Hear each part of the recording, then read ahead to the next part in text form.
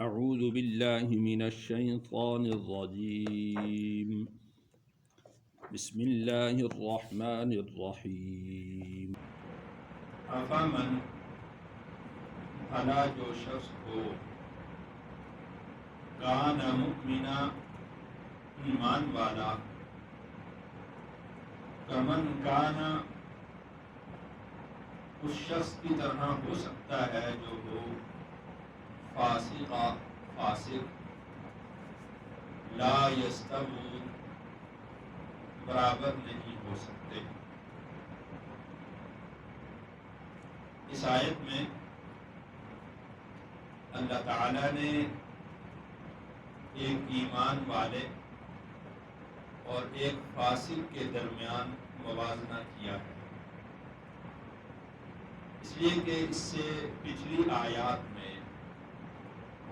اللہ تعالیٰ نے کفار کا بھی ذکر کیا تھا، منکرین کا ذکر کیا تھا، اس کے بعد اللہ تعالیٰ نے اہل ایمان کا بھی ذکر کیا تھا، جو ایمان والے ہیں، اعمال صالحہ اختیار کرتے ہیں، راتوں کو اٹھتے ہیں، اپنے بستروں کو چھوڑتے ہیں اور اللہ کا ذکر خوف اور خشیت اور طمع کے ساتھ کرتے ہیں، ان کا ذکر کیا تھا۔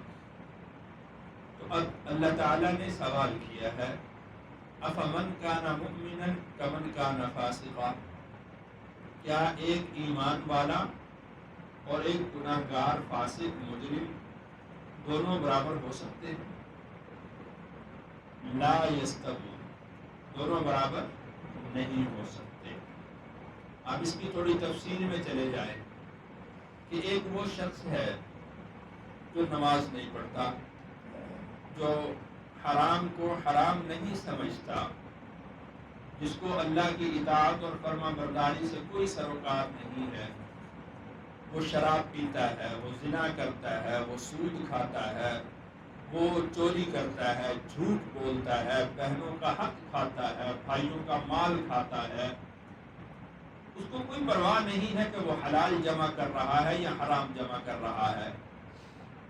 اور دوسری طرف وہ شخص ہے جو ایک ایک روپے کا حساب کرتا ہے، ایک ایک انچ کا حساب کر کے اپنی بہنوں کو ان کی زمینوں میں حق دیتا ہے، ایک ایک روپے کا حساب کر کے بھائیوں کو ان کا نفع ان کا حق دیتا ہے، جو نماز کی پابندی کرتا ہے، زکوٰۃ ادا کرتا ہے اور سود کے شبوں سے بھی بچتا ہے، ایک وہ شخص ہے۔ رات کو اٹھتا ہے اور اپنے بستر کو چھوڑتا ہے اور اللہ کے سامنے کھڑا ہوتا ہے، گڑ گڑاتا ہے، روتا ہے۔ تو کیا یہ دونوں شخص برابر ہیں؟ افمن کان مؤمنا کمن کان فاسقا۔ اب ایک وہ شخص کہ جو ایمان والا ہے وہ کہے کہ اللہ غفور الرحیم ہے، اور ایک وہ شخص جو ہر طرح کا گناہ کر کے پھر وہ کہے اللہ غفور الرحیم ہے، تو دونوں کا اللہ غفور الرحیم کہنا یہ برابر ہو سکتا ہے؟ اللہ تعالیٰ کی ذات بلا شبہ غفور الرحیم ہے، بلا شبہ معاف کرنے والی ہے، رحم کرنے والی، جس پر چاہے اپنی قدرت کا اظہار کر دے۔ ہم اللہ تعالیٰ سے سوال نہیں کر سکتے کہ آپ نے اس کو کیوں معاف کر دیا اور اس کو کیوں پکڑ لیا، نہیں کر سکتے، لیکن اللہ نے جو ہمیں اصول اور قوانین عطا کیے ہیں، ان قوانین کے مطابق ہمیں اپنی زندگی گزارنا ہے، ان قوانین کی پیروی اور ان قوانین پر ایمان لانا، ان قوانین اور ان اصولوں کو تسلیم کرنا، یہ اللہ کی مغفرت اور رحمت کو حاصل کرنے کے اسباب ہیں۔ اسی طرح سورۃ القلم میں اللہ تعالیٰ نے ارشاد فرمایا کہ افنجعل المسلمین کالمجرمین، کیا ہم سر تسلیم خم کرنے والوں کو اور سرکشوں کو ایک جیسا کر دیں گے؟ ما لکم کیف تحکمون، تمہیں کیا ہو گیا، تم کیسے فیصلے کرتے ہو؟ ام لکم کتاب فیہ تدرسون، کیا تمہارے پاس کوئی ایسی کتاب ہے جس میں تم نے یہ بات پڑھی ہو کہ ایمان والا اور کافر فاسق برابر ہو جائیں گے؟ اگر اس طرح برابر ہو جائیں تو پھر تو یہ مان لینا چاہیے کہ نعوذ باللہ حضرت حسین اور یزید بھی برابر ہو گئے۔ جس طرح وہاں پر برابر نہیں ہوتے، اسی طرح یہاں پر بھی برابر نہیں ہوں گے۔ اللہ کے نیک بندے، اللہ کے فرما بردار اور مطیع بندے، اللہ نے ان کے لیے انعامات تیار کر رکھے ہیں۔ اور فاسق اور فاجر ان کے لیے اللہ نے عذاب کی وعید سنائی ہے. آگے دیکھیے اللہ نے فرمایا کہ لا یستوون دونوں برابر نہیں ہیں. لہذا ہاں یہاں پر ایک اصول یاد رکھیے, ہم کسی کے جنتی اور جہنمی ہونے کا فیصلہ نہیں کر سکتے. کسی کے جنتی اور جہنمی ہونے کا فیصلہ نہیں کر سکتے. جنتی اور جہنمی ہونے کا فیصلہ کس کے پاس ہے؟ اللہ کے پاس. ہاں البتہ صحیح اور غلط ہونے کا فیصلہ کر سکتے ہیں. صحیح اور غلط ہونے کا فیصلہ کر سکتے ہیں. کیوں؟ اس لیے کہ اللہ تعالیٰ نے ہمیں صحیح اور غلط ہونے کی کسوٹی دے دی, معیار دے دیا ہے, سٹینڈرڈ دے دیا ہے کہ یہ صحیح ہے یہ غلط ہے. جنتی اور جہنمی ہونا الگ بات ہے.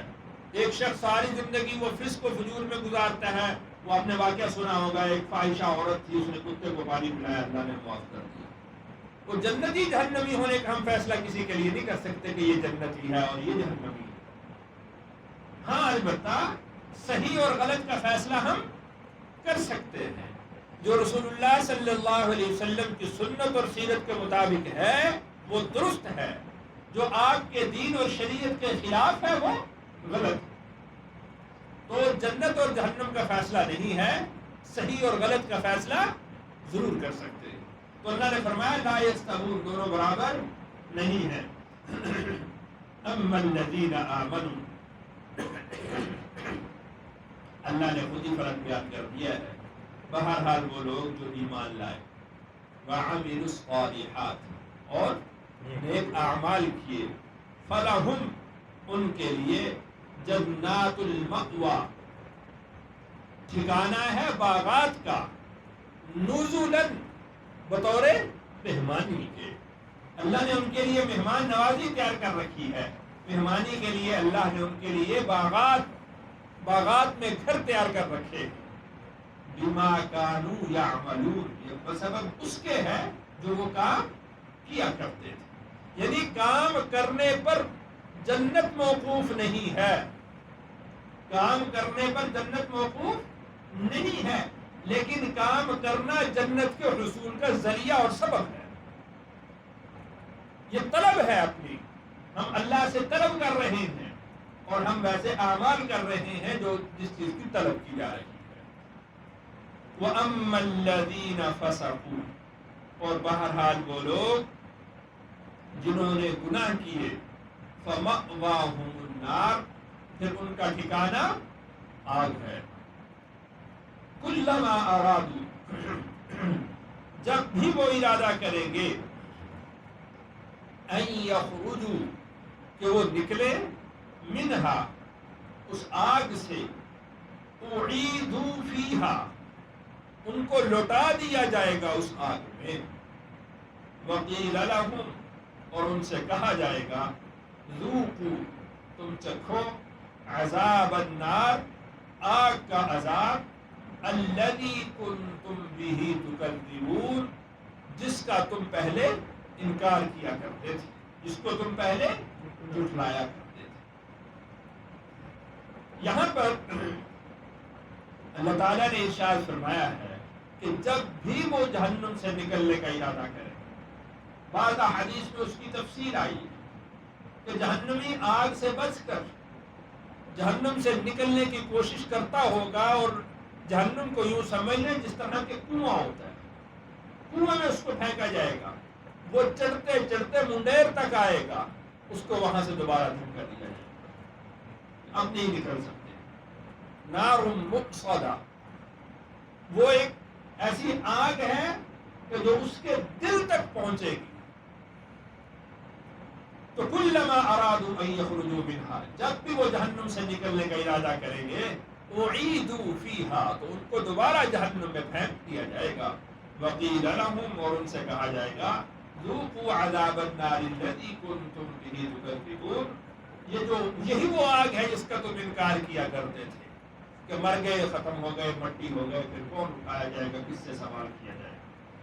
وَلَنُذِيقَنَّهُمْ ہم ضرور چکھائیں گے ان کو, من العذاب الادنی چھوٹا عذاب, دون العذاب الاکبر، بڑے عذاب سے پہلے، لعلہم یرجعون، شاید کہ وہ لوٹ آئیں۔ مال کی کمی، اولاد کی کمی، قحط سالی، قتل و غارت، بارشوں کی کمی، یہ وہ ساری چیزیں ہیں جو دون العذاب الاکبر ہیں، بڑے عذاب سے پہلے اللہ تعالیٰ تھوڑی تنبیہ کرتے ہیں۔ اللہ نے قرآن پاک میں ایک جگہ ارشاد فرمایا اولا یرون انہم یفتنون فی کل عام مرۃ او مرتین، کیا وہ دیکھتے نہیں ہیں کہ ہم ہر سال میں ان کو ایک دفعہ یا دو دفعہ مصیبت میں مبتلا کرتے ہیں، ثم لا یتوبون ولا هم یذکرون، پھر بھی وہ لوگ توبہ نہیں کرتے اور نصیحت نہیں پکڑتے۔ میرے دوستو، یہ جو سیلاب آتے ہیں اس کی اسباب آپ سائنسی تلاش کر لیں، لیکن جس سال سیلاب نہیں آتا اس وقت بھی تو وہ سائنسی اسباب سب موجود ہوتے ہیں نا۔ تو اللہ نے جو انسان کو خطاب کیا ہے اولا یرون انہم یفتنون فی کل عام مرۃ او مرتین، کہ ہر سال ہم ان کو ایک دفعہ یا دو دفعہ مصیبت میں مبتلا کرتے ہیں، یہ کس لیے کرتے ہیں؟ آگے اللہ نے ارشاد فرمایا ثم لا یتوبون ولا هم یذکرون، پھر بھی یہ لوگ توبہ نہیں کرتے، پھر بھی یہ لوگ نصیحت حاصل نہیں کرتے۔ تو اللہ کی طرف سے جو عذاب آتا ہے یہ وَلَنُذِيقَنَّهُم مِّنَ الْعَذَابِ الْأَدْنَىٰ، اس کو عذاب سمجھنا چاہیے، اس کو اللہ کی طرف سے آزمائش سمجھنا چاہیے، گرفت سمجھنا چاہیے، پکڑ سمجھنا چاہیے، اللہ کے غصے کا نتیجہ سمجھنا چاہیے۔ اور جس طرح اللہ نے فرمایا ثُمَّ لَا يَتُوبُونَ وَلَا هُمْ يَذَّكَّرُونَ، کہ توبہ بھی نہیں کرتے اور نصیحت بھی حاصل نہیں کرتے، تو ان مصیبتوں کو، آفتوں کو، قحط سالی کو دیکھ کر ہمیں اللہ سے توبہ کرنی چاہیے، اپنے گناہوں پر ندامت ہونی چاہیے، شرمندگی ہونی چاہیے اور اللہ کی طرف رجوع کرنا چاہیے۔ ایک جگہ پر اللہ نے ارشاد فرمایا وَلَوْ أَنَّ أَهْلَ الْقُرَىٰ آمَنُوا وَاتَّقَوْا لَفَتَحْنَا عَلَيْهِمْ بَرَكَاتٍ مِّنَ السَّمَاءِ وَالْأَرْضِ، اگر یہ بستی والے ایمان لے آئیں اور تقوی اختیار کریں تو ہم ان پر زمین اور آسمان کی برکتیں کھول دیں، پھر کوئی قحط سالی کا خوف نہ ہو، پھر گندم کی شارٹیج کا کوئی خوف نہ ہو، پھر یہ خوف نہ ہو کہ بھوک سے مر جائے گا، پھر یہ خوف نہ ہو کہ دوپہر کا کما لیا تو شام کو کیا کھائیں گے۔ وَلَوْ أَنَّ أَهْلَ الْقُرَىٰ آمَنُوا وَاتَّقَوْا، ایمان اور تقوی شرط ہے، لَفَتَحْنَا عَلَيْهِمْ بَرَكَاتٍ مِّنَ السَّمَاءِ وَالْأَرْضِ، تو ہم ان پر زمین اور آسمان کی برکتوں کو کھول دیں۔ تو وَلَنُذِيقَنَّهُم مِّنَ الْعَذَابِ الْأَدْنَىٰ، اللہ ارشاد فرماتے ہیں کہ ہم ضرور چکھائیں گے اس کو ان کو چھوٹا عذاب، دون العذاب الاکبر، بڑے عذاب سے پہلے، لعلہم یرجعون، تاکہ وہ لوٹیں، تاکہ وہ اللہ کی طرف رجوع کریں، توبہ کر لیں، معافی مانگ لیں اور جو اپنے گناہوں کی زندگی ہے اس سے تائب ہو کر اللہ کی اطاعت اور فرما برداری والی زندگی میں آ جائیں۔ ومن اظلم، اور کون ہے اس شخص سے زیادہ ظالم، ممن ذکر بآیات ربی، کہ جس کے سامنے اس کے رب کی آیات پڑھی جائیں، ثم اعرض عنہا، پھر وہ ان سے منہ پھیر۔ اس شخص سے بڑا ظالم کوئی شخص نہیں ہے کہ جس کے سامنے اللہ کا قرآن پڑھا گیا، جس کے سامنے اللہ کی آیات پڑھی گئی، جس کے سامنے اللہ کی بات رکھی گئی، اللہ کا کلام رکھا گیا، ثم اعرض عنہا، پھر اس نے کیا کیا؟ اعراض کیا۔ اعراض دو طرح سے ہے، اعراض قولی بھی ہے اور اعراض فعلی بھی ہے۔ قولی اعراض تو یہ ہو گیا کہ میں نہیں مانتا کہ یہ اللہ کا کلام بھی ہے یا نہیں، یہ تو قولی اعراض ہو گیا، اور فعلی اعراض یہ ہے کہ سنی انسنی کر دی، سنی انسنی کر دی، عمل نہ کیا، یہ فعلی اعراض ہے۔ عملی اعراض ہے، منہ پھیرنا ہے، منہ موڑنا ہے۔ مثال کے طور پر ایک باپ اپنے بیٹے سے کہتا ہے کہ فلاں فلاں کام نہ کرو، بیٹا سنتا ہے، جا کر وہی کرتا ہے، تو بیٹا کیا کہتا ہے کہ وہ تو میری، باپ کیا کہتا ہے کہ وہ تو میری بات سنتا ہی نہیں، سنی تو ہے اس نے، سن کر عمل نہ کرنا وہ اسی طرح ہے گویا کہ اس نے سنی ہی نہیں۔ تو اللہ کی آیات کو سن کر یہ عمل کرنے کے لیے ہے، یہ بات یاد رکھیے، یہ معلومات اکٹھی کرنے کے لیے نہیں ہے، یہ اس لیے نہیں ہے کہ میں یہ سمجھوں کہ مجھے قرآن کا ترجمہ آتا ہے، نہیں، یہ اس لیے ہے کہ میں ان کو پڑھوں اور ان کے مطابق اپنی زندگی گزاروں۔